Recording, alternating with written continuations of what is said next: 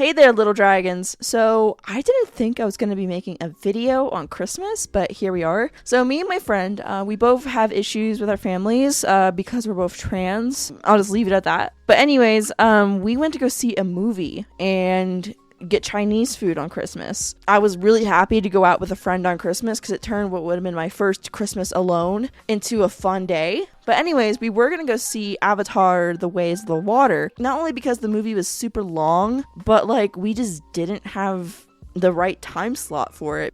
Because by the time he got to my place, the movie was already showing. So we went to go get Chinese food instead and figure out the movie part later. None of the other movies had good time slots. So we were going to go see Puss in Boots. And both of us were like, we'll see how this goes. We didn't have high expectations for this movie. But honestly, I really enjoyed it, and so did he. Like, it was really good. There will be spoilers for this movie, so, but anyways, it was great. It was a great movie. Not what I was expecting at all. Great character development, funny characters. Like, I laughed out loud multiple times during this movie, and I'll be honest with you, I'm not a very expressive person when I watch movies. Like, I cry sometimes, but I don't, unless I'm, like, home alone, I don't laugh out loud, especially in movie theaters, because I have a little bit of social anxiety, and I don't want people to think I'm weird or just annoying, I guess. But no, a lot of the jokes hit. Like, I don't think there was a joke. I can't think of a joke that I was like, this isn't funny. Like, this, oh my goodness. The story was so gripping. Like, when we left the theater, I noticed I had barely drank my soda, and my friend was like, yeah, because you were really engaged with the movie.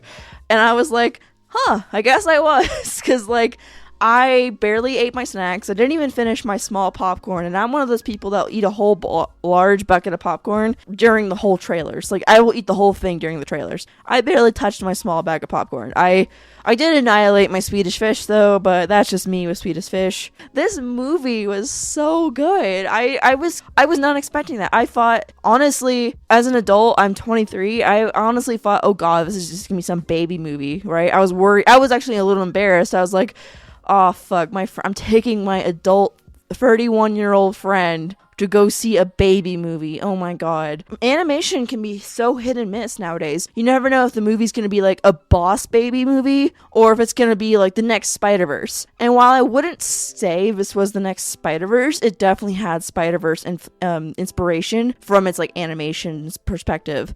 It was so fun to watch. Like, it's just the movements, the characterization, and it didn't feel like it was copying Spider-Verse. It still felt like a Shrek movie. Like I said, the characters, they like were so great. Like, the relationship between the main trio was good and solid. It was just, they bounced off each other so well.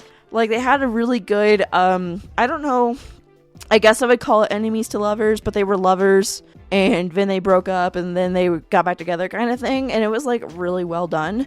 They had this, like, that trope of, like, that character who has a lot of trauma, but just laughs it off, like Brett Hand from Inside Job. Ugh, I have always wanted to be a super spy. I used to watch all the James Bond movies. I even had a secret identity. In public, my parents would tell people I was someone else's kid. It was just great. It was just really good. And it was so fun to watch. Something I wasn't expecting was one of the villains, or they weren't even really villains, they were just other people after the last wish. Because, like, the MacGuffin they're going after in this movie is a wish. It's like there's a big wishing star that fell from the sky and landed on the earth. And they're fighting over it to who gets because there's only one wish.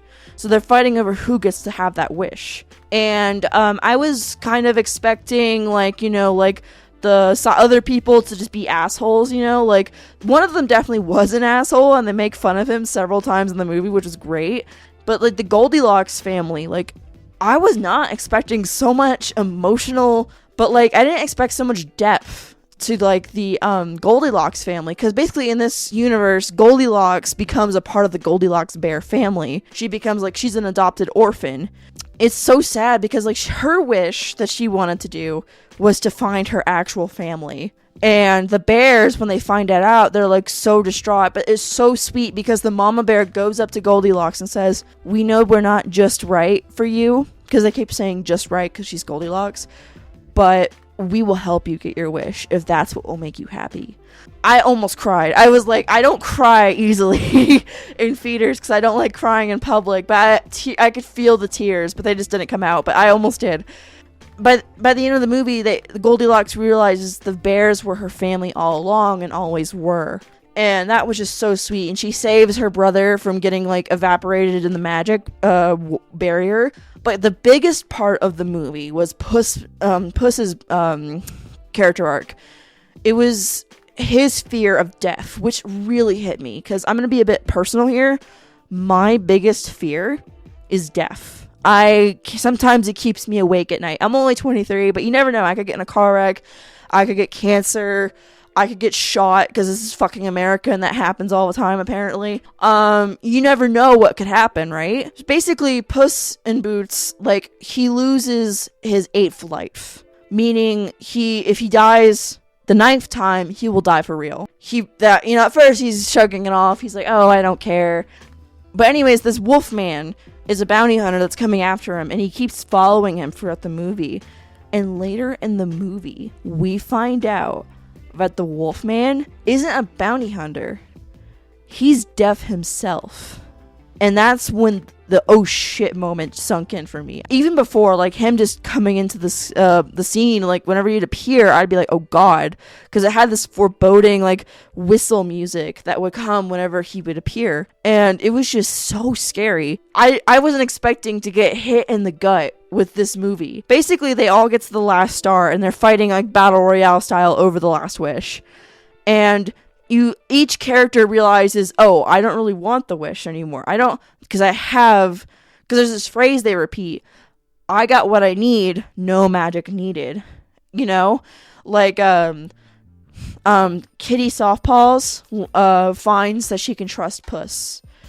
The dog doesn't really have a wish, but he was already saying that throughout the movie. I have you two guys, I don't need a wish. And then Goldilocks, like I said earlier, realizes she has her family.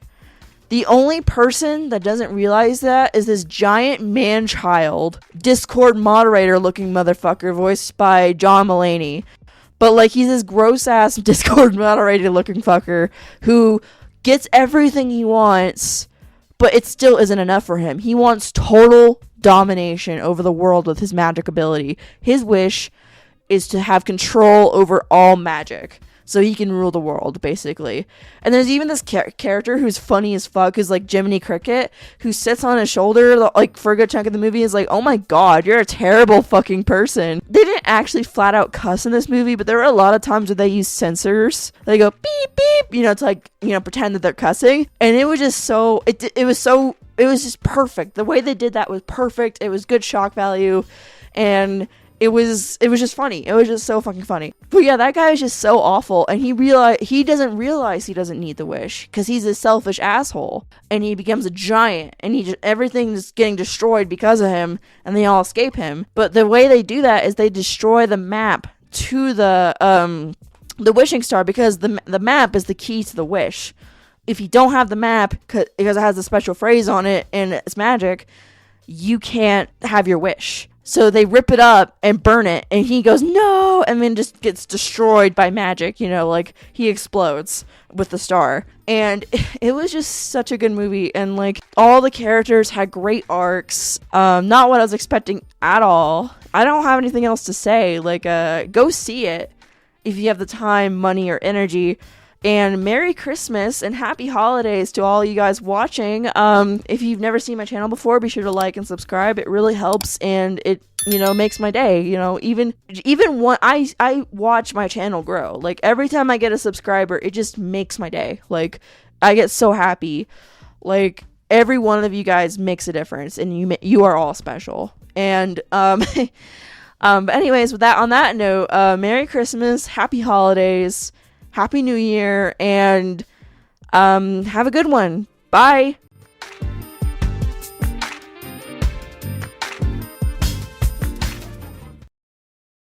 Wow, look at you. You made it to the very end of the video. You know what that means. You're entitled to a free cat. Unfortunately, today's Cat of the Day segment isn't going to be very cheerful. One of my close friends from my Discord server lost their cat recently. Her name was Strawberry. She was a standard issue cat. She was a fief. She was cute. She was sweet. She wasn't that old when she died. It was really fucking sad. Let's play a clip of her and take a moment of silence in honor of Strawberry.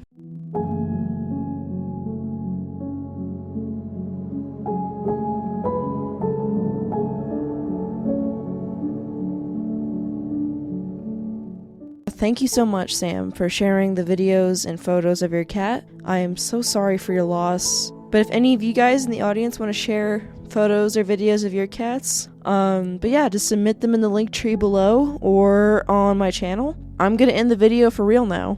Bye.